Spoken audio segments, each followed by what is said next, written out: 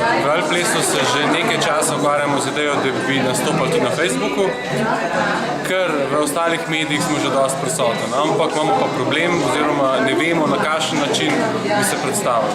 Zato smo se odločili, da gremo na tole izobraževanje in smo zelo zadovoljni, ker smo le precej nekaj odgovorov dobili, tako da bomo lažje naredili strategijo za nastopanje na Facebooku in smo prepričani, da bomo prav zaradi tega današnjega izobraževanja lahko pripravili dober nastop, da bojo naši uporabniki zadovoljni in da na koncu dobimo veliko uporabnikov te naše Facebook strani.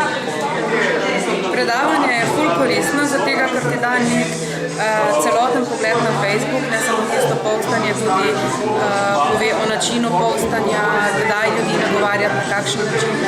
In definitivno ti da znanja za vsako kategorijo. Jaz sem Facebook junkie.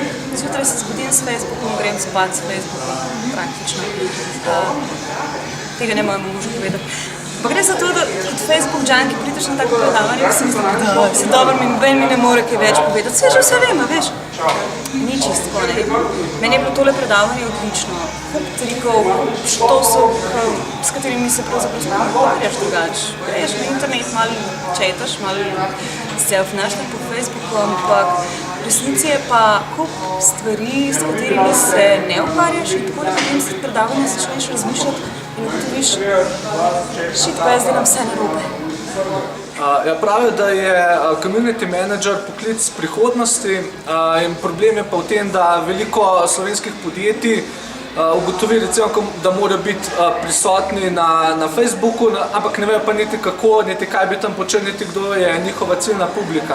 In zato se mi zdi, da je zelo pomemben, da si mi vsi, ki se ukvarjamo s Facebookom, tudi poslovno, pridobimo ta znanja. In udeležba na seminarju se mi zdela ta super priložnost za neke nove spoznanja, za neke nove veščine, ki jih morda še nismo osvojili. Zadeva je bila fajn iz vidika, ker je bila primerna in za popolne začetnike, ki se šele spoznavajo z upravljanjem družabnih omrežij, pa tudi za napredne uporabnike, ki smo že objavili že marsikatero stvar, smo se pa čudili, zakaj ni imela take klikanosti oziroma takega odziva, kot smo pričakovali. Tako da bi jo priporočil vsem, ki se s tem ukvarjate v poslovnem namenu.